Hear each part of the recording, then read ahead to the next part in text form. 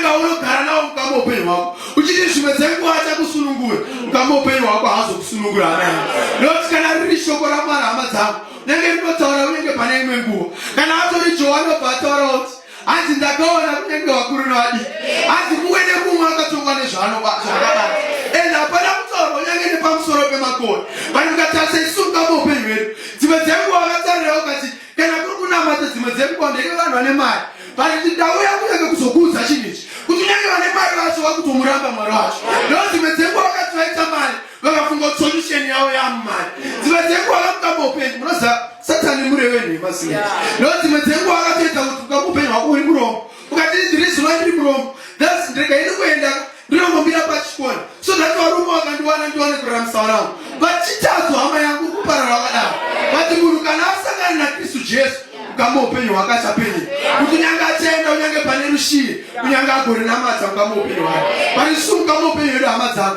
ngatarireka kune zvinhu zvatatarisa panyika yapenyu kuti dzimwe dzenguva tatarisa pazvinhu zvinoonekwa nevanhu kana nemaziso evanhu but hazvinogona kusunungura nokuti kana vatori vanhu vaive nezvinhu zvotonzika vamwe vakatoisa stress mukama upenyu hwavo vamwe vakatoita mabhipi mukama upenyu hwavo but mukama upenyu hwavo achigara muimba yekuti unyange anodya zvese unyange nezvinhu zvese haazvishaya but akaramba akaremera nekuti haana Kristu Jesu but aripo hama dzangu wekuti kana ana Maria nana Josefa hanzi vakatenderera kunyange panzvimbo yayo hanzi vakanoka unyange dzimba dzese but vakashaya pakanaka unyange paakaberekerwa Kristu but iye Mwari akati unyange iye aberekerwa unyange muchidyiro chemombe so that iwewe neni mukama upenyu hwako even tisina status panyika yapenyu paichanzwa pamusoro paKristu uyu iye asingatarise even chimiro chemunhu iwe mukama upenyu hwako uchasebera patsoka dzako pai hama dzangu ngatitareka upenyu hwedu kuti ndiani wacho mukama upenyu takazvitarisa even nekumira kwedu kuti unotiza sei kusama kwaMwari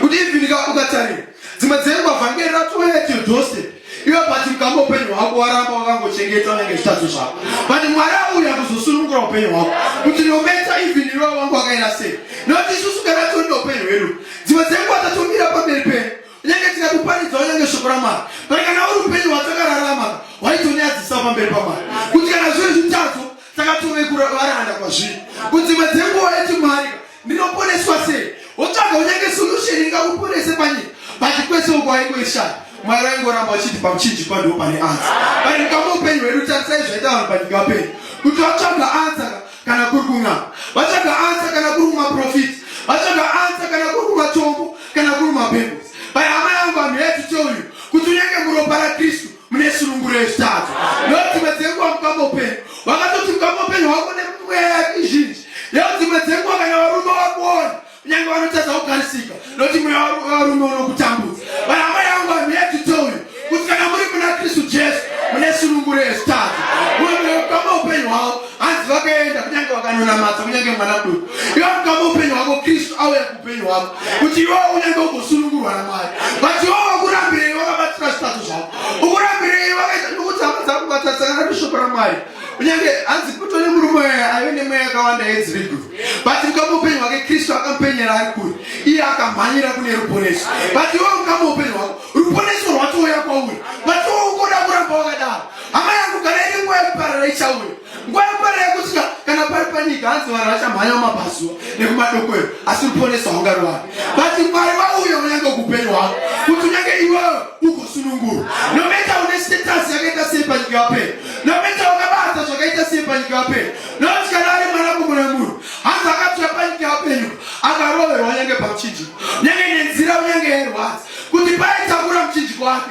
aiti kunyange ndiri kufira unyange upenyu hwako paitakura muchinjiko wake aiti kunyange ndakuenda pamuchinjiko kuti unyange nditakure unyange zvitatu zvako but iwe mukama upenyu hwako dzimwe dzenguva vafunga kuti kana iri nyaya yaKristu kunyange yakaonyange ngano pakati penyika pai hama dzangu tauya kuzokuudza kuti kana iri nyaya yaKristu haina kuve ngano panyika aripo murume anoti Kristu iye akauya panyika kuti azosunungura upenyu hwako chimbozvifunga hama yangu kuti kana kuri rudzi rwaIsraeri zvotonzi tanga tisina kubatanidzwa pamwe chete nerudzi rwake but isusu hama dzangu hanzi takavanhu vanyaya kunyange isu tikabatanidzwa pamwe chete nerudzi rwake iye Mwari unyange akatiitira zvakanaka but kana wakabatanidzwa nerudzi unyange pamwe chete nerudzi rwaKristu iwewo rudzi rwako nderipi dzimwe dzenguva toti nerudzi rwangu nderana musiyangu dzimwe dzenguva toti rudzi rwangu nyange nderana mukanya kana nasoko but izvozvo hazvisunungure munhu hama yangu chinosunungura munhu unyange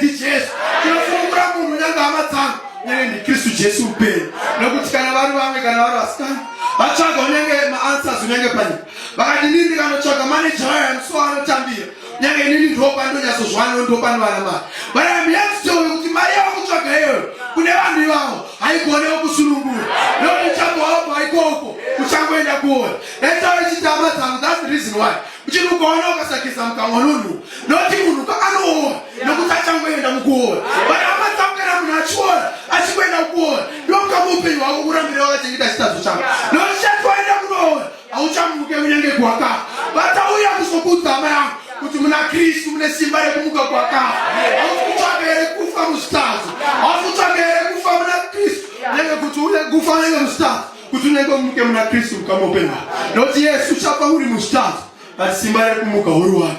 Nokuti zvanzi iye nezuva retatu hanzi akamuka unyange nesimba. Dzimwe dzenguva wakaipa akafunga takagona but Mwari aiziva nhau yako kuti unyange akasunungura upenyu hwake. Dzimwe dzenguva dzinototi wafunga kuti nyaya ingana vazotoziva tsvena kuonekwa achifamba Jerusalemu iye Kristu paakamuka panyika yapera but simba iro rinowanikwa bedzi hariwanikwe mukuteya rino uchiri zvimotsereramo makore akawanda nokuti rivo hama dzangu dzimwe dzenguva mumwe munhu achatenderera achivhima imbwa dzake dzori dhumba wobva wafa but hama yangu kana ari Jesu anoti wafa unomuka kuwakafa. Hama dzangu muna Kristu mune simba iroro mukumuka kwakafa mune simba. Hama dzangu dzimwe dzenguva nenge wakatenda ukanotewa nyora ukati nini unyange nditone simba rekurova vanhu ukati nini handitongoneke kana pari pabasa ini handitonzwike but hama dzangu kana dziri nyora dzawakatemba nadzo unoti unyange wauya kuna Jesu anokudzikinura unyange mweyo nokuti hama dzangu dutu remhepo rakati rapera iye akariraira rikanyarara iri dutu riri mukati meupenyu hwako Jesu anogona kuriraira unyange kunyarara mukati meupenyu nokuti hama dzangu hatina pembedzo unyange pamberi paMwari. Nokuti kana zvinhu zvitatu zvakatotambudza takatotambudzwa unyange nemweya Master Bishop kuti dzimwe dzenguva waigara woti nhai ndichasunungurwa rini, dzimwe dzenguva wafungisisa woti zvinhu zvichabva kwazviri rini but hama dzangu dzakawana sununguro pamuchinjikwa. Dzimwe dzenguva varume vakunetsa ukati nini kana atori murume wangu yesi unaye murume wako unaye but haugone kugara mumba nokuti dzimwe dzenguva touya kushumira ukatotangana paipa but hama dzangu Kristu auya kuzosunungura upenyu hwako nokuti iwewe uziva kuti une mweya unokutambudza ukuziva kuti kune zvakuremera but Kristu anoti uyai unyange nenhamo dzenyu unyange ndigokusunungurai nokuti iye anonzi hanzi akafira vose akafira mombe akafira vanoroya akafira vanopomba kuti agovasunungura pamuchinjikwa. Kana ari Johani Mubhabhatidzi obva hanzi unyange tendoka nditende kuivhangeri nokuti Jesu apedyo kudzoka. Ati paachadzoka hama yangu unenge uri papi neupenyu hwako nokuti hatina kuuyawo kuzokuchikidzira but tauya uyawe kuzokuratidza nzira nokuti hatiri kuti zuva riya kana rauya nokuti kana ari murume akaparidzira aikanzi kana remazuva opedzisira uchabuda moto unenge uchiti broomstick unyange neserafimu neidonha musoro hanzi kana ari munhu achadyiwa nehonye unyange kusvika nekusingaperi but munhu anogona kuchitidza sei unyange aenda pana Jesu. Munhu anogona kungotiza bedzi kuorawo unyange aenda pana Jesu. Hama dzangu ngatendei titende kuivhangeri nokuti Jesu Kristu apedyo nekudzoka nokuti dzimwe dzenguva wakafunga mukama upenyu hwako kuti unyange ini ndakazvarwa vanhu vachiti zviti ndakazvarwa vanhu unyange vasingandione panyika nokuti ukatarira dzimwe dzenguva ndotarira mukama upenyu hwako ndichoti ini ndipakafa sekuru vangu vanhu vandombobvira vandifonera because unyange hana mari but kana uraura nemari ndovanotanga kakubata wonzi uyai kunhamo mutenge makabheji wonzi uyai mutenge nyama yekuti vanhu vafa but iwe kumba kwenyu kaitwa nhamo hapana anokurangarira nokuti vanoti hauna basa but Jesu auya unyange munharaunda yako kuti agokusunungura ivi hama dzako dzini hauna basa ivi vavakidzani vako vachiti hauna basa but Jesu auya kuzosunungura mukama upenyu hwako nokuti dzimwe dzenguva wakapedzera mari kun'anga ukati nini unyange nhamo dzangu dzichapera but wakaenda kun'anga ikoko nhamo dzako hadzina kupera vangoramba kuti uyu haudzoka. Dzimwe dzenguva munoziva zvoita vanhu zviri fani anotoenda kun'anga kwekwe otonopiwa unenge mishonga inoshata but anoramba achikodzokera ikoko bedzi achingoti unyange ndosununguru but Jesu uyu haashati hama dzake anotapira mwoyo make unonzwa kutapira kwaJesu unonzwa unyange mukama mwoyo wako unyange Kristu andisununguru nokuti dzimwe dzenguva mukama upenyu hwako wakayobvota vanhu ava vanocheri kucherechedzwa wakanaka sei but ndikudze chinhu Yesu ogona kuuya kwauri dzakadai dzakachena takaita sei but kunyange chikristu chinoonekwa nemabasa nemunhu zvaanobata mukama upenyu hwako.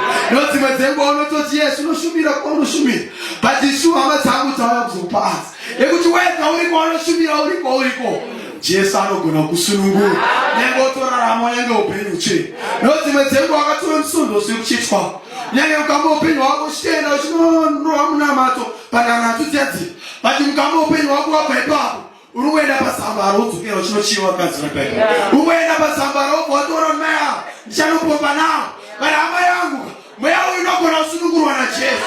Nekuti kunyange ndine chipo choprofita asi kana ndisine rudo handisi chinhu. Nokuti hama dzangu rudo urwu runowanikwa muna Jesu.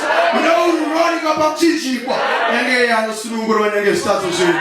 Nokuti dzimwe dzenguva nyange wakawa mukomana ukati nini mukama upenyu hwako nyange pandofamba vasikana vanenge vachindicheuka, vari hama dzangu hauzive kuti kana iri nyama yakaora inounganirwa nenhunzi. Nokuti nyange inenge yakaora vatarira kuna Jesu.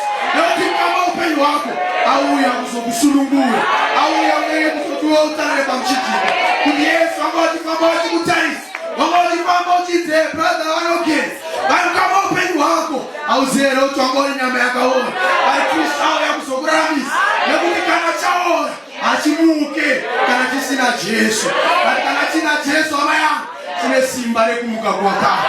Nokuti dzimwe dzenguva mukama upenyu hwako vakatotarisa kuti ini ndiri baba vanotyiwa, nekuti kana unyange wabva kubasa wabva kunomwa doro rako deni vanototi chene munorara nekuti baba wewe wauya wototi vanyange vakudera mukama upenyu. Vatinoti nhasi wawana Jesu wadzokera kupa kwako vanoti remoni baba wana Jesu. Vaiswa nyange chinhu chitsva mukama upenyu. Nokuti hama dzangu kana munhu amuna Kristu Jesu chava chisikwa chitsva. Zvinhu zvakare zvapfuura asi tarira zvazvino zvava zvitsva. Nokuti kana ari Jesu anosunungura. Nokuti kana pari panyika zvodzi mumwe murume anga ane makore makawanda hanzi akagara pabirani hanzi achisheya anomuwisira mvura, but Jesu paakauya akatora nhoo dzake akaenda. Hama yangu, yes, sometimes I'll talk a solution, but we're here to tell you Jesu auya pano kuti unyange azokusunungura. What you just have to do, hama yangu, just believe kuti muna Jesu mundoma ndinosunungura. Nokuti hama dzangu hapana munharaunda yako achagona kukusunungura, hapana unyange achanzwa nhama yako. Nokuti dzimwe dzenguva mutora mai matambudzwa unyange nevana venyu, but pana Jesu ndo pane mhinduro yenyama. Nyange pana Jesu ndo pane mhinduro yebaba. Pana Jesu ndo pane mhinduro yenyu sisi. Pana Jesu ndo pane mhinduro yenyu bhuti. Nokuti iye kunyange anosunungura. Nokuti munoziva kana pari panyika dzimwe dzenguva vanhu vakatotswa nerudo. Kana atori musikana obva ati akatengerwa nemukomana besides sekuti chicken kana zvimachips zvezvo obva atoti ndawana rudo mukama upenyu hwangu. But iro harisi rudo, pane rudo runowanikwa pamuchinjikwa. Nokuti even iye akusiya unenge uchiti ndina Jesu. Nokuti pana Jesu hama yangu ndo pane answer. Your answer is not in a boyfriend. Your answer is unyange mune chikomba chechi. Your answer is muna babaya, but your answer is muna Jesu. No matter unyange uri mudiki sei, no matter wakwekura sei, but Jesu ari pano kuti unyange agosunungura zvitatu zvako. Nokuti anoti kwandiri mose makaneta makaremera nyange ndikukupai nyange juko rakareba. Hama yangu ndiani aretsa aremerwa mukama upenyu hwake ari kutsvaga kuti nini ndakunza mutoro wangu naKristu. Nokuti dzimwe dzenguva hama yangu Yesu akatoshambidzika panyika, ukati even muri munharaunda wako vanhu vanga vachikuona kuti auya ndiwo vanhu chaivo chaivo, but pakati pane mumwe murume anga akamira unyange pamuchinjikwa, even anga ari chinda mukama upenyu hwake, but akati zviro kwazvo anga ari mwanakomana wangu. Hama yangu hausi kudawo here mukama upenyu hwako kuti chinhu ichi chiitike mukati meupenyu. Nokuti nyaya dzatiri kutaura idzi nyaya dzepamwoyo, hadzisi nyaya unyange dzekunze. Idzo dzoti kana dzaitika pamwoyo unyange unozvinzwa. Hapana anokuudza kuti enda unosiya kunyange doro riya. Hapana anokuudza kuti enda unosiya panjira. Hapana anokuudza kuti enda unosiya girlfriend iye. But unoona zvichingoitika zvedu nokuti simba raMwari rinenge ragara mauri. Nokuti hama yangu kana riri simba reevhangeri unyange rinobva mukusingaperi richienda mukusingaperi. Nokuti unyange rakaonekwa unyange pane mumwe murume kare kare even tanga tisina kuzvara hanzi akaenda kune muti wainzi muti usina zita, but paakasvika akaparidza evhangeri hanzi Jesu, zita raJesu unyange rakarumbidzwa panzvimbo iyi. And we hama yangu unyange paimire kuti zita raJesu rigorumbidzwa. Nometa unyange vanhu vatambudzwa nemweya yakaipa sei, but Jesu ari pano. kuti nyanga asunungure mukamupenyu ngatisunge hema dzavo.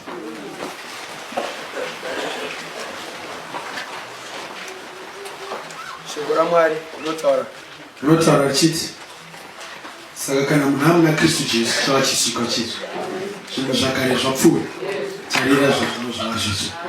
Rimwe rotaura mumwe bhuku roti saka kana roti asi vose vakamugamuchira akavapa simba rekuti vanzi vana vaMwari. Hama yangu kana aripo mukama upenyu hwake ari kuti inini mukama upenyu hwangu ndatambudzwa unyange nemweya yatambudza but inini ndoda unyange sununguro pana Jesu chingoratidza unyange nekuya kumberi unyange tikubatsire nemunamato. Mune simba simba muropa, mune simba